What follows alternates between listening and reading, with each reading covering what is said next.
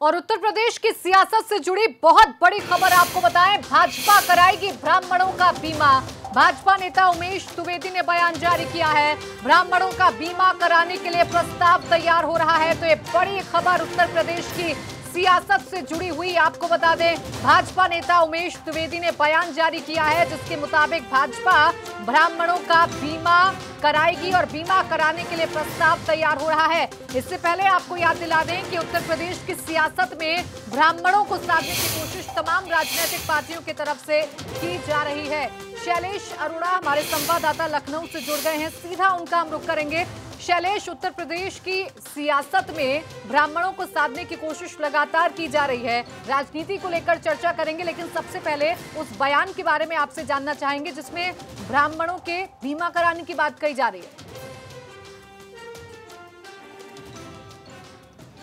प्राची, देखिए, इसमें उमेश द्विवेदी जो है वो भाजपा के एमएलसी हैं। ये पहले शिक्षक विधायक थे और अभी कुछ समय पहले इन्होंने भाजपा की जो है सदस्यता ली थी और अब ये भाजपा के एमएलसी हैं। और इन्होंने एक सवाल के जवाब में ये कहा कि पार्टी जो है वो लगातार ब्राह्मणों के लिए काम कर रही है, आगे भी करती रहेगी। अगर जिस पार्टी ने आरक्षण देने का काम किया सवर्णों के लिए तो वो जो है भाजपा है। इसके बाद इन्होंने जो बात कही है वो ये कही कि जो युवा हैं और जो ब्राह्मण समाज के लोग हैं उनके लिए बीमा देने को लेकर व्यवस्था करने पर मंथन चल रहा है, विचार चल रहा है। तो निश्चित रूप से एक बड़ा बयान है, वो भी इस समय जबकि एक तरफ समाजवादी पार्टी के कुछ नेता हैं जो वो कहते हैं कि वो परशुराम जी की यहाँ प्रतिमा लगवाएंगे। इसके बाद मायावती का जो बसपा सुप्रीमो में बयान आता है कि उनकी सरकार आएगी तो वो भी परशुराम जी की प्रतिमा लगवाएंगी। तो लगातार कहीं ना कहीं ऐसा लगता है कि ब्राह्मण वोट बैंक को लुभाने के लिए सभी दल जो है वो लगे हुए हैं। और इसी बीच में एक तरफ सपा, एक तरफ बसपा और उसके बाद अब भाजपा के एमएलसी का ये कहना कि ब्राह्मणों के लिए बीमा लाया जाएगा, बीमे की व्यवस्था होगी, इस तरह का जो उनका बयान आना है तो साफ जाहिर है कि हर वर्ग, हर पार्टी जो है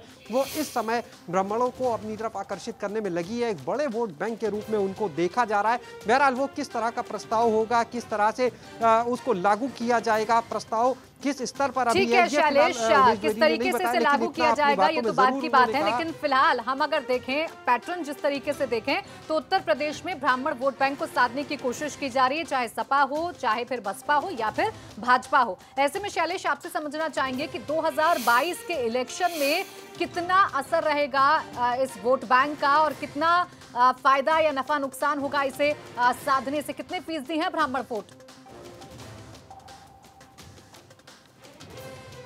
देखिए, निश्चित रूप से प्राची अगर बात करें प्रदेश में ब्राह्मण वर्ग जो है एक बड़ा वर्ग है और ऐसे में जो बात करते हैं पार्टी में, जब बात करते हैं वोट की, जब बात करते हैं चुनाव में जीत की, तो अहम भूमिका निभाता है ये ब्राह्मण वोट बैंक। यही वजह है कि चाहे अगर हम बसपा की बात करें तो बसपा एक समय जो कहा जाता था कि जो दलित वोट है उसकी तरफ फोकस होता था, लेकिन आज वैसा नहीं है। अब अगर आप देखिए तो हर पार्टी, चाहे बसपा हो, चाहे सपा हो, चाहे कांग्रेस हो, सभी ब्राह्मण वोट को अपनी तरफ आकर्षित करने में लगे, क्योंकि अगर इनके पूरे वर्ग को कोई भी साध ले जाता है तो निश्चित रूप से उसकी जड़ें इतनी मजबूत हो जाएंगी कि फिर उसकी जीत लगभग तय मानिए। यही वजह है कि आज जितनी भी पार्टियां हैं, जितने भी दल हैं, वो इस वर्ग को, इस ब्राह्मण वर्ग के वोट बैंक को अपनी तरफ लुभाने में लगे हैं कहीं ना कहीं। और शायद यही वजह है आखिर क्यों सिर्फ ब्राह्मण लोगों के लिए ही क्यों बीमा। जाहिर सी बात है कि अगर एक विशेष वर्ग के लिए बीमे की बात लाई जाती है तो वो वोट बैंक की बात हो सकती है। अगर प्रतिमा लगवाने के नाम पर तो लोग ये कह सकते हैं कि आस्था का विषय है, लेकिन अगर बात की जाएगी बीमे को लेकर तो यहाँ पर कोई जाहिर सी बात है कोई आस्था का विषय नहीं हो सकता है। वो जाहिर सी बात है कि वो वोट बैंक को लुभाने के एक कोशिश ही कही जा सकती है। तो बहरहाल देखना होगा कि जब सपा ने परशुराम जी की प्रतिमा लगवाने की बात कही तो बसपा ने भी कहा। अब देखना यह होगा कि जब भाजपा के एक नेता इस तरह का बयान देते हैं तो उसके बाद अब बाकी दलों के क्या रिएक्शंस आते हैं, क्या बाकी दल इससे बड़ी घोषणा करते हैं, क्योंकि 2022 अब बहुत दूर नहीं है। आप अगर देखें 2020 चल रहा है, आधे से ज्यादा साल बीत चुका है और 2021 के अंत तक आते आते जो शंखनाद होगा 2022 के लिए वो शुरू हो जाएगा। यानी हम कह सकते हैं 1.5 साल से भी कम का वक्त अब रह गया है। उसे लेकर तैयारी जो है लगातार सभी पार्टियां कर रही हैं, बड़ी बड़ी लुभावनी जो बातें हैं वो कर रही हैं। अब देखना ये होगा पहली चीज कि भाजपा के शैलेश बंदरी हमारे साथ, सपा प्रवक्ता अभिषेक मिश्रा हमारे साथ जुड़ गए फोन लाइन पर। स्वागत है अभिषेक जी आपका एबीपी गंगा पर। अभिषेक जी, परशुराम की मूर्ति बनाने की बात लगवाने की बात समाजवादी पार्टी की तरफ से की जाती है तो एक कदम आगे चलकर भाजपा कह रही है कि अब हम बीमा कराएंगे ब्राह्मणों का। देखिए, भगवान परशुराम जी की जो हम लोगों ने प्रतिमा की बात की है, भगवान परशुराम चेतना पीठ के तहत, वो अपने आप में एक ऐतिहासिक काम होने जा रहा है। धरती पे आज तक कभी हुआ नहीं जो हम करने जा रहे हैं। ये जो आज भारतीय जनता पार्टी ने कहा है कि बीमा लगाने जा रहे हैं, तो ये मैं इनसे पूछना चाहूंगा कि क्या माननीय प्रधानमंत्री जी जो पॉलिसी चला रहे हैं, जो स्कीम चला रहे हैं बीमा की, क्या उस पर विश्वास इनका है या नहीं बचा है? क्या इनको लगता है कि भारतीय जनता पार्टी की आज जो प्रधानमंत्री जी हैं, वो जो स्कीम चला रहे हैं उस पे काम नहीं पहुंच रहा क्या लोगों तक, या उसमें ब्राह्मणों को नहीं इंक्लूड किया गया था? क्योंकि ये बता रहे थे ना कि वो तो पूरे प्रदेश में, पूरे देश में चला रहे हैं जी। तो अगर उस पर विश्वास नहीं है और इनको ये एहसास हो गया कि सच में वो स्कीम भी जुमला थी और फ्लॉप थी, तो अब ये जो कराने जा रहे हैं, मैं आपको ईमानदारी से कहता हूँ, मैं स्वागत करता हूँ इसका। बिल्कुल चलाएं, बिल्कुल लगाएं और मजबूती से लगाएं। लेकिन सिर्फ एक बात कहना चाहूंगा इसी सांस में, अब ये जुमला ना निकले। प्रधानमंत्री पे इनको अपने विश्वास नहीं, तो जुमला निकल गया। अब जो ये बीजेपी कह रही उत्तर प्रदेश में कि ये जुमला न निकले, ये कर दें। ठीक है, आप कह रहे हैं कि केंद्र सरकार की योजना का फेलियर है, तभी राज्य सरकार इस तरीके की योजना लेकर आ रही है। लेकिन अभिषेक जी, मैं अगर सियासी मायने समझूं इस कदम के, तो किस तरीके से आप विपक्ष के तौर पर लेंगे इस बयान को? मैं इस बयान को ये मानता हूं कि इन्होंने पहली बार कम से कम ओपनली एडमिट कर लिया भारतीय जनता पार्टी ने कि हमारी भारत सरकार की प्रधानमंत्री जी की योजना फेल हो गई है, उससे लोगों की मदद नहीं हो पा रही है, उत्तर प्रदेश की जनता को उससे राहत नहीं मिल रही है, किसी समाज, किसी वर्ग, किसी के धर्म के लोगों को मदद नहीं मिल रही है, किसान नौजवान को रोजगार नहीं मिल रहा और ये फेल हो गई है। तो इसलिए प्रदेश सरकार को अलग से इसकी स्कीम बनानी पड़ेगी। तो ये तो करना चाहिए, इसमें कोई बुराई नहीं। हमारी सरकार होती तो हम भी करते। अभिषेक जी, एकाएक उत्तर प्रदेश की राजनीति में ब्राह्मणों की चर्चा कुछ ज्यादा होने लगी है, क्योंकि भगवान परशुराम की मूर्ति बनाने की बात आपकी पार्टी की तरफ से की जाती है, तो फिर बसपा की तरफ से निशाना साधा जाता है, उससे ऊंची मूर्ति बनाने की बात कही जाती है। अब भाजपा का ये स्टंट सामने आया है, तो क्या 2022 की सुगबुगाहट तेज हो गई है प्रदेश में? मैं आपको इतना कह रहा हूं, देखिए मेरा तो ये विरोध कर रहे हैं, आपने देखा हर प्लेटफॉर्म पे कर रहे हैं। बीजेपी कह रही है हम नहीं लगने देंगे, बसपा कह रही है कि हम इनसे बड़ी लगाएंगे, कांग्रेस विरोध कर रही है। मैं इनका स्वागत कर रहा हूँ। यही अंतर है हमारे चार्ज चरित्र और इनके में। हम आज काम कर रहे हैं, सरकार से नहीं जोड़ा हमने ये नहीं कहा कि जब सरकार बनेगी, मंत्री बनूंगा, मेरे बॉस मुख्यमंत्री बनेंगे तब करेंगे।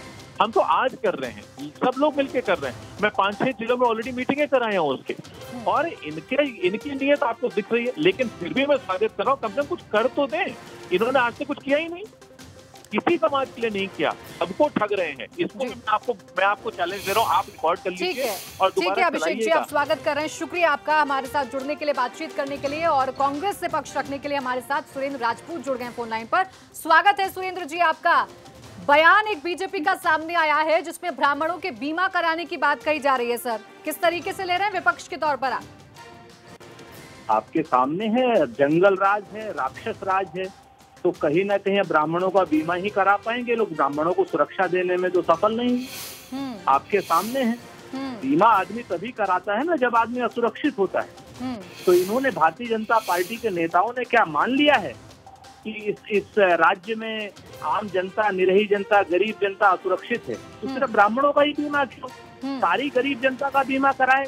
जो असामाजिक तत्वों से जिन जनता का रक्षा नहीं कर पा रहे हैं, उनका बीमा सभी का कराए ना, क्यों ब्राह्मणों का खाली करा रहे हैं? तो भारतीय जनता पार्टी को चाहिए कि खुल करके अपना श्वेत पत्र लेकर के आए। ठीक है, आप कह रहे हैं कि ब्राह्मण सुरक्षित नहीं है। सुरेंद्र जी बने रहिएगा हमारे साथ। भाजपा का पक्ष रखने के लिए चंद्रमोहन जी जुड़ गए हमारे साथ फोन लाइन पर। स्वागत है चंद्रमोहन जी आपका।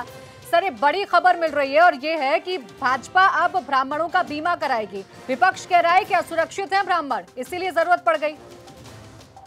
देखिए प्राची जी, विपक्ष को तो पूंछ पकड़ के भागना है, उसके अलावा कुछ नहीं, कान छू के भागना है। भारतीय जनता पार्टी के प्रदेश अध्यक्ष जी ने बयान दिया क्या? भारतीय जनता पार्टी का एक ही लाइन है, सबका साथ, सबका विकास, सबका विश्वास। आज तक हमारी केंद्र और प्रदेश सरकार के द्वारा जो भी काम किए गए हैं, वो काम सबका साथ, सबका विकास, सबके विश्वास के लिए किए गए हैं। ठीक है चंद्रमोहन जी, लेकिन अचानक से ब्राह्मणों को क्यों केंद्रित किया जा रहा है? नहीं, हम तो सबको, समाज 24 करोड़ उत्तर प्रदेश को केंद्रित करके चल रहे हैं। हम तो संपूर्ण देश को केंद्रित करके चल रहे हैं। एक भारत श्रेष्ठ भारत को लेकर चल रहे हैं। जाति की राजनीति जो लोग करते रहे हैं, वो जाति का टिप्पणियां कर रहे हैं, इसके अलावा कुछ नहीं है। और जो भी, जिसके भी बयान को लेकर ये चर्चा हो रही है, भारतीय जनता पार्टी के बयान भारतीय जनता पार्टी के अध्यक्ष देते हैं, प्रवक्ता देते हैं, यानी चंद्रमोहन जी आप कह रहे हैं कि ये पार्टी का बयान नहीं है? नहीं है, बिल्कुल नहीं है, किसी भी हालत में नहीं है। ठीक है, चंद्रमोहन जी कह रहे हैं कि ठीक है, ये पार्टी का बयान नहीं है, लेकिन सुरेंद्र जी भी हमारे साथ जुड़े हुए हैं। सुरेंद्र जी, आप सुन रहे हैं, चंद्रमोहन जी तो कह रहे हैं हम सबका साथ सबका विकास करते हैं और ये पार्टी का ऑफिशियल बयान नहीं है। सुरेंद्र जी सुन पा रहे हैं आप?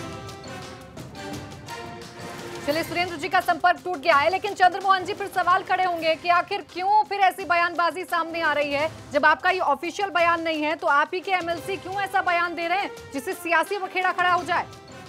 हम अपने जो पूर्व एमएलसी हैं उनसे भी ये कहेंगे कि पार्टी लाइन के हिसाब से ही सबको अपनी बात को कहना चाहिए। उन्होंने किस संदर्भ में क्या बात कही है, उनके बयान में बहुत सारी बातें हैं। उन्होंने सबका साथ सबके विकास के संदर्भ में की सारी बातें कही हैं, लेकिन और मैंने कहा ना कि पार्टी की लाइन को अभिव्यक्त करने का काम माननीय प्रदेश अध्यक्ष जी करते हैं, सरकार की लाइन को रखने का काम माननीय मुख्यमंत्री जी करते हैं, और हमारी एकदम स्पष्ट लाइन है, अंत्योदय हमारी लाइन है, सबका साथ सबका विकास। ठीक है चंद्रमोहन जी, यानी पार्टी का ऑफिशियल बयान नहीं है, सबका साथ सबका विकास आपको करना है, ब्राह्मणों का यहाँ पर जिक्र अभी नहीं है। शुक्रिया आपका चंद्रमोहन जी हमारे साथ जुड़ने के लिए और हमसे बातचीत करने के लिए। तो यूपी भाजपा प्रवक्ता डॉक्टर चंद्रमोहन ने तो इस बात से इनकार कर दिया है। उनका कहना है कि पार्टी का ऑफिशियल बयान नहीं है, पार्टी का ऑफिशियल बयान प्रदेश अध्यक्ष जारी करते हैं। लेकिन फिर भी सवाल है कि उत्तर प्रदेश की राजनीति में एकाएक क्यों ब्राह्मणों की एंट्री हो गई है, क्यों एकाएक ब्राह्मण वोट बैंक को साधने की कोशिश की जा रही है? क्या साल 2022 के चुनाव की जो तैयारी है वो शुरू हो गई है? शैलेश लगातार बने हुए हैं। शैलेश, आपने सुना, चंद्रमोहन तो कह रहे हैं कि ये पार्टी का ऑफिशियल बयान नहीं है, ये पार्टी की लाइन नहीं है, हम तो सबका साथ सबका विकास करते हैं।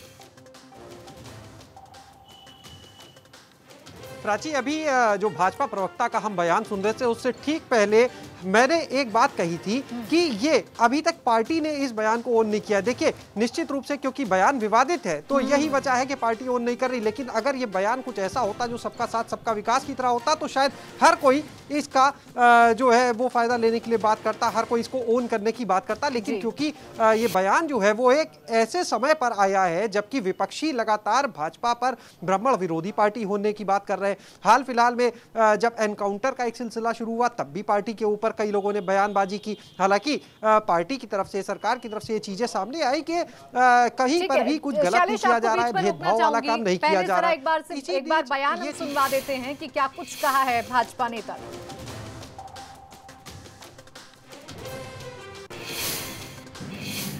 नहीं, ब्राह्मणों के जो बुनियादी ढांचा के लिए जो कुछ करना चाहिए बीजेपी लगातार कर रही है।